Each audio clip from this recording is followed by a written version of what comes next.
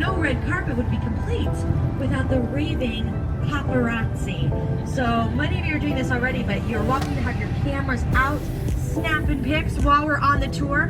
Before we jump into it though, I do just want to remind you all that for now, we're actually going to put a pin in it and come back to do it at the end of the tour because we need a bit more context about the history of architecture before we get into it. So for now, whoop, put a pin in it.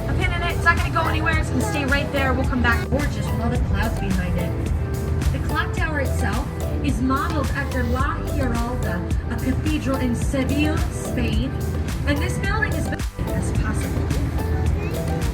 The Wrigley building was built in two parts. Inside there are 250,000 uber delicate terracotta tiles in a city from the cover of the seminal Wilco album, Yankee Hotel Foxtrot. Yes, love them.